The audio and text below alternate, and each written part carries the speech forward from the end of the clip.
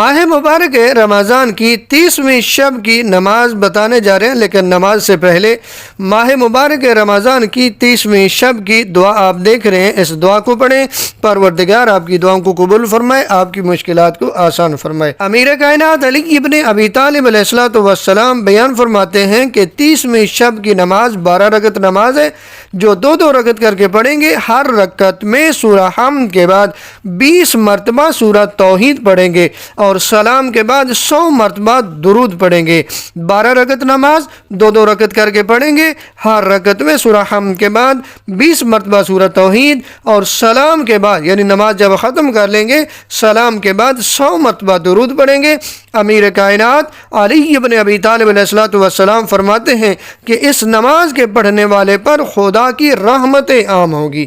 ماہ مبارک رمضان کے روزوں کا ثواب۔ نبی اعظم صلی اللہ علیہ وآلہ وسلم کی بیان کردہ حدیث جس کے راوی جناب عبداللہ ابن عباس ہے، فرماتے ہیں کہ نبی اعظم صلی اللہ علیہ وآلہ وسلم نے بیان فرمایا کہ جب 30 دن مکمل ہوں گے تو اللہ ہر گزرے ہوئے دن کے مقابلہ میں 1000 شہید، 1000 صدیق کا اور 50 سالہ عبادت کا ثواب لکھے گا۔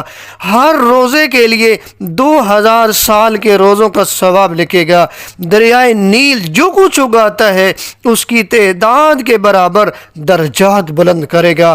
جہنم سے نجات، پل صراط سے گزرنے کا پرمٹ اور عذاب سے امن عطا کرے گا۔ جنت کا ریان نامی دروازہ جو کہ قیامت تک نہیں کھلے گا، لیکن اسے حضرت محمد مصطفیٰ صلی اللہ علیہ وآلہ وسلم کی امت کی روزہ دار خواتین و حضرات کے لیے کھول دیا جائے گا۔ پھر جنت کا خازن فرشتہ ندا دے گا، جس کی اس ماہ رمضان میں مغفرت نہ ہو سکی تو پھر کس مہینے میں اس کی مغفرت ہوگی؟ اور بزرگ و برتر خدا کے علاوہ کسی کے پاس کوئی طاقت و قوت نہیں ہے۔